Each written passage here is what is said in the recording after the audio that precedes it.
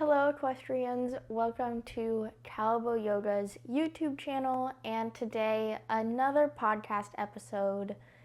Today we're going to talk about practicing detachment to find alignment and flow with your horse, or maybe horses if you have more than one. We're going to do this by exploring a couple of the Kleshas.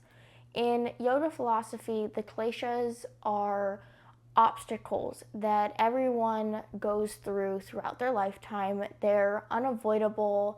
It's not specific things in terms of like losing a loved one or you're gonna fall and hurt yourself or anything that is deeply specific. It's more so this idea that everyone will have to overcome obstacles within their lifetime, and it tends to be obstacles of the mind, of the self, which is why yoga, bringing the body together with the mind, the union of the mind and body by definition, helps to overcome the obstacles that the kleshas become and represent. To overcome a klesha, and I did mention yoga, but kriya yoga or action yoga, it's this idea of practicing yoga, practicing movement to overcome an obstacle. While we can zoom out and understand that yoga is not just a physical practice. Obviously, we're talking about yoga philosophy, not moving on our mat, not an asana or a seat. But this idea that yoga can be in motion. Yoga can be the way you eat your food if you're slowing down to be mindful and connecting your body to your mind as you're eating your food. It can be reading a book that you love because that lights you up, that gets you feeling like yourself again. There are 5 kleshas in total. Today I want to talk about 2 of them.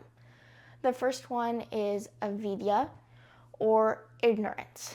This is thought of as the inability to see reality, almost like having a blind spot or a distorted perception or a distorted truth about the situation you find yourself in. This one klesha, so avidya, leads to the others. It's this idea that avidya must be overcome first, because if your reality is distorted, trying to overcome all of the other obstacles is, while you might see some progress, they're gonna keep reoccurring because you're not seeing the situation with its full context, in its full truth, in light, because there's this sort of veil or metaphorical veil that you're looking through upon your life and the obstacles you're facing. The second klesha is raga. It's attachment. This is really the key klesha that I wanted to discuss today, but I wanted to take avidya, talk about it so that we understood more about why raga or attachment is a wonderful thing, but also something that can hold us back. So I want to, before getting into why attachment can be a negative force, I want to talk about why it can be a beautiful thing. Attachment means that something feels good to us in some way. And there was something that led us to that moment, that desire, that want. And we're fulfilling some sort of want or need by continuously going back to whatever we're attached to. And this doesn't necessarily have to be a person or an animal per se, but it can be a routine. It can be the way that you go about your days, your weeks, maybe your months or years. It's this attachment to possibly who you are as a person, the hats or roles you wear, and then interchange with others depending upon the context. You may notice that you're more attached to this idea of maybe being an equestrian is one that you're highly attached to. And that's a beautiful thing. It makes us who we are, and there's something to be said about being proud to say you're an equestrian and having horses, and that comes with a lot of pride and power and just really good energy about what we do with our time and our bodies and the connections we have with our animals. So while raga, attachment, is this beautiful thing, when we become too attached and it's unbalanced, it can lead to rigidity or this stiffness in the way we live our lives, whether that's as a whole or just as equestrians. So raga in equestrians can look like sticking to a plan, like a training program, or maybe even sticking to a program or a barn or a trainer that you just always have. It might be the first barn you ever at, or maybe you moved and this trainer you've now been with for 10 years. Well, the attachment to these training programs or trainers or philosophies can be a beautiful thing because it leads to this growth. Overly attaching can keep equestrians from shifting, pivoting, growing, and changing to realign with the equestrian they are today, and maybe not the equestrian they were yesterday, a few years ago, as a teenager, as a kid. All of these different versions of ourselves as equestrians may have different needs, wants, desires, and goals. So I want to ask you a couple questions that I think will aid you in understanding the negative side of raga, of attachment. First, for those of you who ride their horses, maybe it's consistently, maybe it's not, but I'm specifically talking to the people that are in a training program. I used to be, I'm not any longer. And my question for you is, was there ever a day or maybe a week where you forced yourself to show up for the lesson, show up and ride, when maybe you weren't fully there in a healthy way to truly ride your horse? That could be healthy in a physical manner, so maybe you were slightly sick, maybe you were sore somewhere and trying to ride through the soreness, which, caveat, being sore is very different than being in pain, and while there are times to push through soreness, there's also time for rest. And then on the other side, were you riding in a sense when your health wasn't there in a mental capacity? Maybe you were overly stressed or fatigued, or you had decision fatigue, and then you're getting on a live animal needing to make second by second decisions to keep both of you safe. Think back and ask yourself if there was a time you did get in the saddle when maybe you shouldn't have.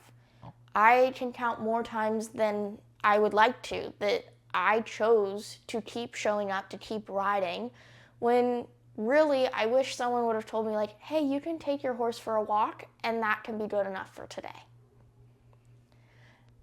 The second question I want to ask you is more so for my at-home equestrians, or maybe the equestrians who are doing more of the daily chores and routines that come with having horses. I understand that not all of us are showing up day in and day out to muck stalls, even though we may every once in a while. So for these equestrians that are on a routine in terms of feeding, turnout, when they do chores, etc., was there ever a time that maybe you fed a little late, maybe you slept through your alarm or hit traffic, whatever it may be, or maybe just like forgot because you got in the middle of something and then you realized, oh my God, I need to go feed, and it was a little bit later, right? Maybe an hour, maybe two.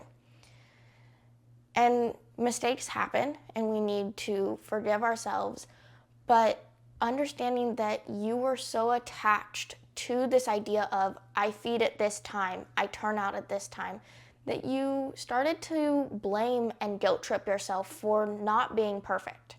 It's the perfectionism we talked about in last week's episode. If you're curious, go back and listen to that. We talk a lot about perfectionism and how the equestrian world kind of facilitates riders and horse people learning to be perfectionists.